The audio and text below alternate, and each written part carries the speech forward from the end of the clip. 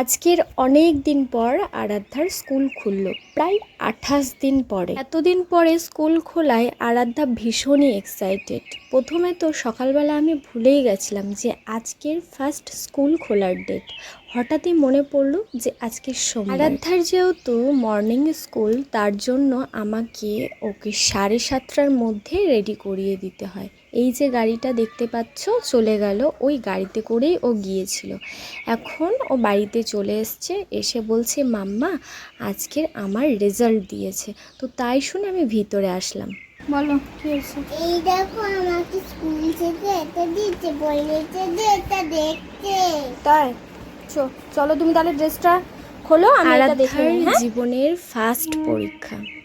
যদিও ও এখনও 1-এ ওঠেনি, উদয় শ্রেণীতে পড়ে, এর পরের বছর উঠবে 1-এ। যদিও স্কুলে আগে একটা পরীক্ষা হয়ে গেছিলো, তারপরে এই যেমন ধরো মার্চ মাসের দিকে আরাধ্যাকে ভর্তি করানো হয়েছে। তো মার্চ মাসের পরে এটাই ওর ফার্স্ট পরীক্ষা আর স্কুলের সেকেন্ড পরীক্ষা। আমি এতটাও আশা করিনি যে এতটা নাম্বার পাবে। 20-র মধ্যে ইংরেজিতে 19, বাংলাতে 17 এবং অঙ্কতে 18 পেয়েছে। পরীক্ষার এক সপ্তাহ আগে আমাকে হোয়াটসঅ্যাপ করেছিল কোন কোন পেজ থেকে পরীক্ষা হবে। তো সেই অনুযায়ী আমি পড়িয়েছি। বাচ্চা মানুষ যতটুকুন মাথায় ধরতে পেরেছে, আমি বেশি চাপ দিইনি।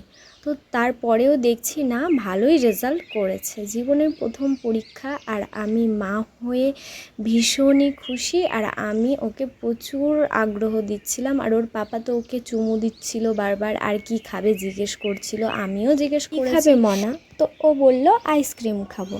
তো আমিও বললাম ঠিক আছে, আজকে তোমার পছন্দের সব খাবার তোমাকে খাওয়ানো হবে ভালো রেজাল্টের জন্য। আর আমাদের উচিত ভালো বা খারাপ যেই রেজাল্টই করুক না কেন ওদেরকে একটু মোটিভেটেড করা, যাতে ভবিষ্যতে গিয়ে খুব ভালো রেজাল্ট করতে পারে, আর অনেক উৎসাহ দেওয়া। যাই হোক, আজকের মিনি ব্লগটা কেমন লাগলো, টাটা।